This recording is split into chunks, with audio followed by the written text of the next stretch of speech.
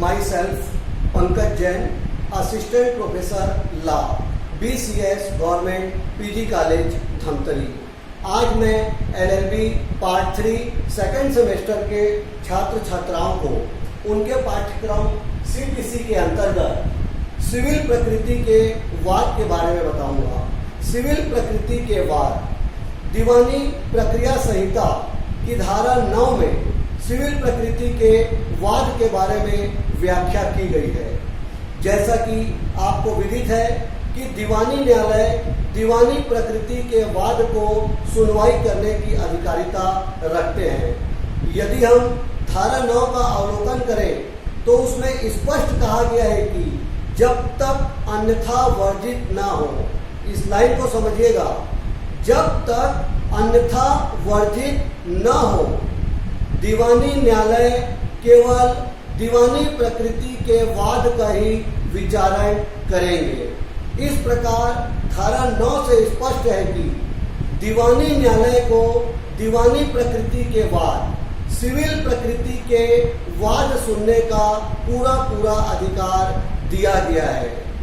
अब प्रश्न ये पैदा होता है कि हमें कैसे पता चले कि कौन सा मामला दीवानी प्रकृति का है और कौन सा मामला दीवानी प्रकृति का नहीं है। बहुत ही ध्यान देने योग्य बात है, दीवानी प्रकृति के मामले के निर्धारण के लिए कुछ सिद्धांत निहित किए गए हैं। बहुत ही गहनता से इसको समझने का प्रयास कीजिएगा। कौन कौन से मामले दीवानी प्रकृति के हैं उसका निर्धारण सिद्धांत इस प्रकार है। पहला, देखिए, जब मुख्य प्रश्न संपत्ति पद अधिकार के सृजन से संबंधित हो, अर्थात जब मुख्य प्रश्न किसी संपत्ति से संबंधित हो, किसी अधिकार से संबंधित हो, अधिकार के सृजन से संबंधित हो, अधिकार के उल्लंघन से संबंधित हो या किसी पद से संबंधित हो, तो ऐसा मामला दीवानी प्रकृति का मामला माना जाएगा। लेकिन यह बात जरूरी नहीं है कि उस पद के साथ कोई फीस लगी है कि नहीं लगी है, या उस पद के साथ कोई विशेष स्थान से वो जुड़ा है कि नहीं है, यह बात महत्वपूर्ण नहीं है। अतः यदि कोई मामला किसी पद, किसी अधिकार, संपत्ति, दायित्व आदि से संबंधित है तो ऐसा मामला दीवानी प्रकृति का मामला ही माना जाएगा, चाहे उस पद के साथ कोई शुल्क लगा हो या न लगा हो, और चाहे वो पद किसी स्थान से संबंधित हो या न हो। दूसरा, जब मुख्य प्रश्न धर्म जाति से संबंधित हो, ध्यान दीजिएगा, यदि मुख्य प्रश्न केवल धर्म से संबंधित है, केवल जाति से संबंधित है, तो वो सिविल मामला नहीं है, क्योंकि वो सामाजिक अधिकार से संबंधित है।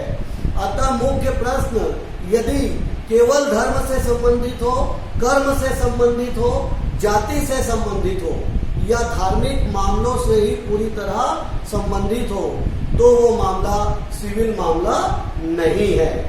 तीसरा, जब मुख्य प्रश्न सिविल है किंतु सहायक प्रश्न धर्म और जाति से संबंधित है।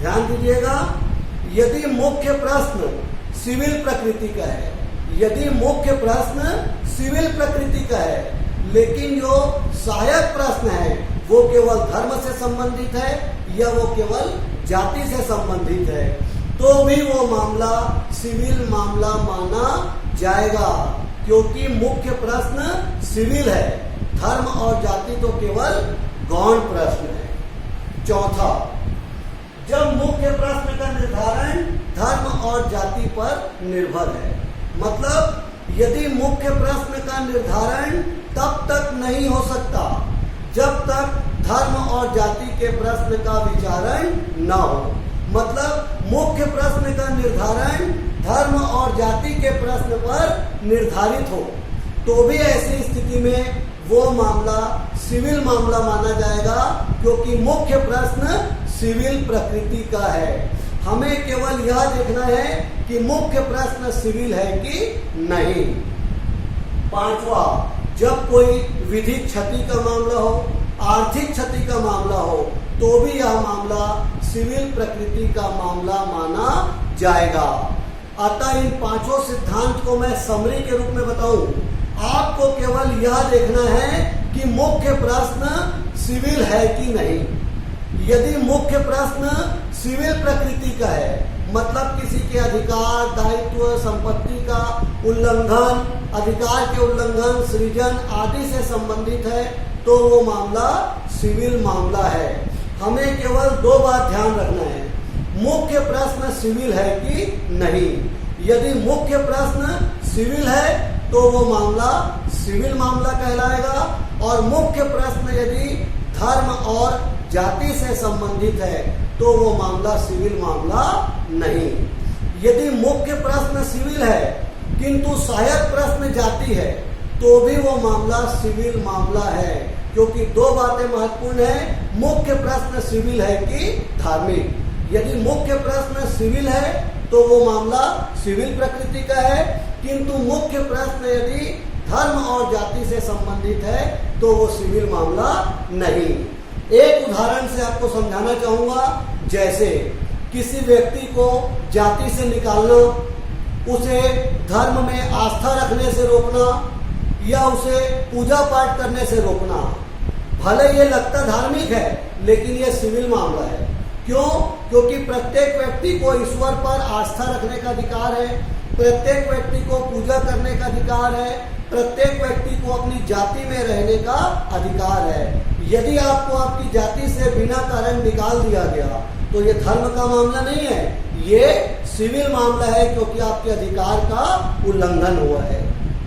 और दूसरा उदाहरण, जैसे आपने जाति के कोई नियम को तोड़ा और जाति के नियम को तोड़ने के कारण आपको जाति के भोज में आपको आमंत्रित नहीं किया गया, जाति के विवाह में आपको आमंत्रित नहीं किया गया, या आपको खाना खाने से रोक दिया गया, तो ये केवल जातिगत मामला है, जिसका निर्धारण जाति के आधार पर होगा, न कि न्यायालय के आधार पर। अतः कुछ प्रश्न लगते तो धर्म और जाति से संबंधित है, लेकिन वास्तव में वे होते हैं सिविल। तो कोई मामला सिविल है या नहीं, इसका दो ही सिद्धांत है। मुख्य प्रश्न यदि सिविल है तो वो सिविल प्रकृति का वाद है धारा 9 के अनुसार, और मुख्य प्रश्न यदि धर्म और जाति पर आधारित है तो वो सिविल प्रकृति का वाद नहीं है।